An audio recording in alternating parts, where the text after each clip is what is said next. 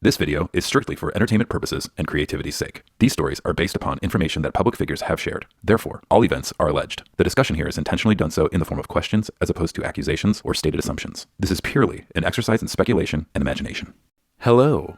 Welcome to KandyLand. I will be playing the role of your Konspiritainer. You are free to play along. In this game, we will defy the constraints of time while digging up artifacts to re-examine them in the light. Our main character called himself Kurt, and he had his so-called curtain call in the year 1994. The concept of this game is to question every card. At times, we will find calm in the chaos, and at other times, chaos will consume us. The first and only rule of KandyLand is, there are no rules. There are merely color-coded cards and candy-coded curves. The spinning circle will carry us through a cast of characters, communities, and contemplation. Are you ready to play? Episode 4, Kurt's Kartography and Mr. River's Neighborhood. Previously, while playing KandyLand, we took a trip through the past tour dates of Kurt and Rivers to further examine how possible it would be for both of them to share the same soul. Today, we will see what kinds of cards we can question and where they could caravan us to. Let's have a spin, shall we?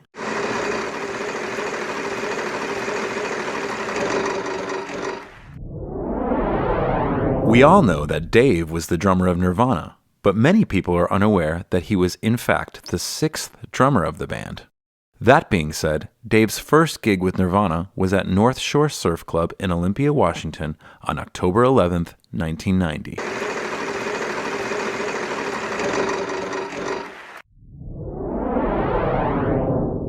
Dave moved in with our key character and his then-girlfriend, Tracy, around Halloween 1990. For about 8 months, he slept on the couch in Kurt's one-bedroom apartment on Pear Street in Olympia, Washington, while writing and recording their smash album, Nevermind.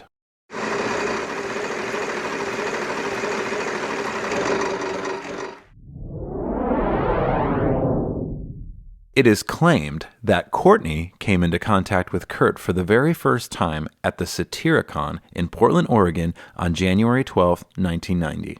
This alleged initial encounter goes something like this. Love spotted Cobain in the crowd and, intending to be both flirty and insulting, told him he looked like Dave from Soul Asylum. Kurt responded by playfully wrestling her to the ground. Note, wrestling for a future episode to come. Though they tussled and hit it off immediately, they did not officially date until reconnecting in late 1991.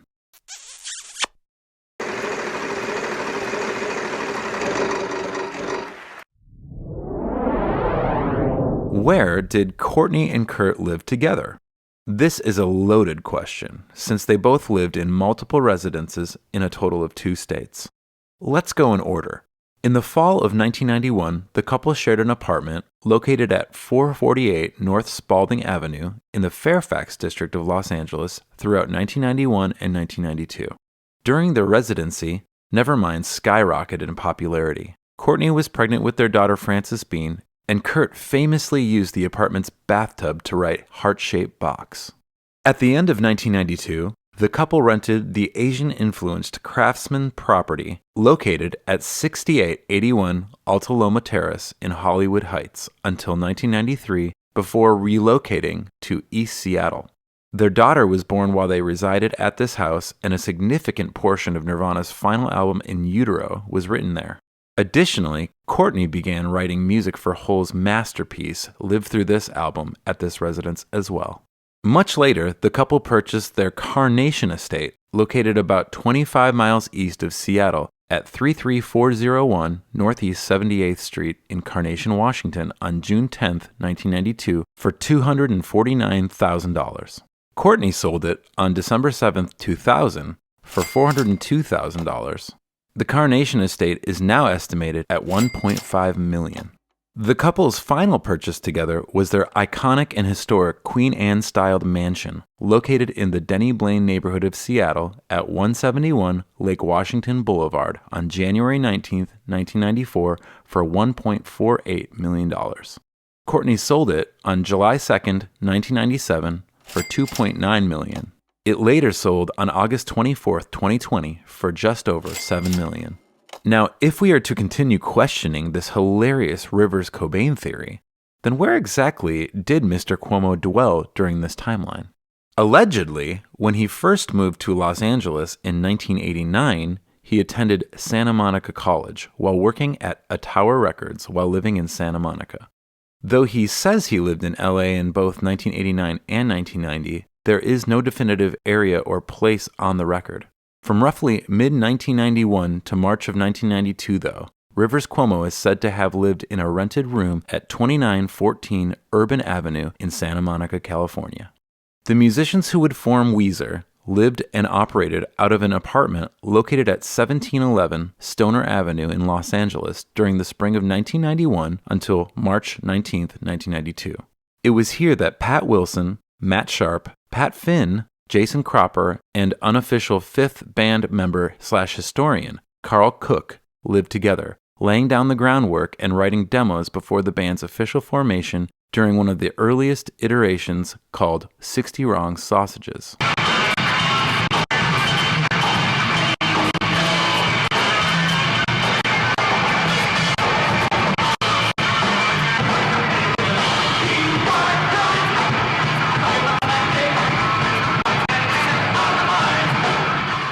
On March 19, 1992, the same day of the very first Weezer concert with Dogstar at Raji's, Rivers Cuomo, Matt Sharp, and Justin Fisher moved into the Amherst house, located at 2226 Amherst Avenue in West Los Angeles.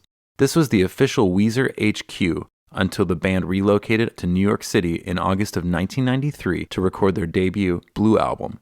They never moved back in as a full band, but friends such as Justin Fisher and others remained there until the mid-2000s. Also, as per episode 3 and the Weezer venue key I created, let's throw in a few more locations for good measure. Club Dump, as confusing as this may sound, was actually held on Thursday nights at the Central, which was located at 8852 Sunset Boulevard in West Hollywood. English Acid was actually held on Wednesday nights at Peanuts, which was located at 7969 Santa Monica Boulevard, also in West Hollywood. Gaslight was actually held on Sundays at a nameless bar, which was located at 1608 North Cosmo Street in Los Angeles, and Gaslight 2 was actually held on Wednesdays at the same nameless bar on Cosmo Street, which appears to have possibly been paying homage to a famous beatnik-era hangout in New York City known as the Gaslight Cafe, by using the same name on Sundays and Wednesdays. Since our key character, Kurt, was no longer in the state of Washington at the time, why don't we move him down here with the others where he belongs? At this point, we need to address the issue that both Kurt and Rivers never met. If we look at them as two separate souls, we can verify that they were in quite close proximity in LA from 1991 to 1993. Even more interesting is that they were both signed to the same label, DGC Records. This would have been a golden era of alternative rock bands hanging out in a celebratory fashion during the death of hair metal. One example is Adam Duritz, the lead singer of Counting Crows, who had also signed to DGC during that entire same time frame. Somehow Adam interacted with Kurt at least twice, and Rivers did not? Given that Duritz lived much further north in the San Francisco Bay Area and that Cuomo was literally in Los Angeles where the Cobains lived, you would think the likeliness of Weezer and Nirvana colliding would be more probable. But let's zoom in a little bit closer to see how close they actually were. This is a detailed map I created with all 8 of the Los Angeles addresses I recently mentioned. The Nirvana logo icons represent Kurt and Courtney's 2 addresses. The Weezer logo icons represent the 3 Rivers and Company addresses. And finally, the rock sign logos represent the 3 venue locations that Weezer frequented from the venue key I created in episode 3. When we clock the distance between the highest point, Alta Loma House, and the lowest point, Urban Avenue Apartment, on the map, we get a total of 21 miles. This means that all remaining addresses are closer in proximity than these 2. So, if we clock the middle point, the Central, to both these points, we get the following distances. From the Central to Alta Loma house, approximately 3.6 miles. From the Central to Urban Avenue apartment, approximately 9 miles. Not too far. But what about Kurt's other address? Kurt's Spalding apartment was only 3.2 miles away from his other address at the Alta Loma house. From the Spalding apartment to the Central, the distance was approximately 2.5 miles. But how far was Kurt's apartment to Rivers' apartment? From the Spalding apartment to Rivers' Urban Avenue apartment, a mere 9.1 miles of distance. We can see that not only were the living quarters of both Kurt and Rivers quite close, but also that the venues would have been even closer to get to. With Nirvana only playing approximately 40 shows in 1992 and 41 shows in 1993, it looks as though Kurt would have had many chances to see Weezer perform just down the street at a plethora of venues, some of which he himself had played at before. This would have been especially possible given the fact that when Weezer was playing shows, Nirvana was not, as I detailed previously in episode 3. Once again, if we look at them as two separate souls never meeting in such close proximity, this doesn't quite add up. However, if instead these two characters share the same soul, this makes a lot more sense.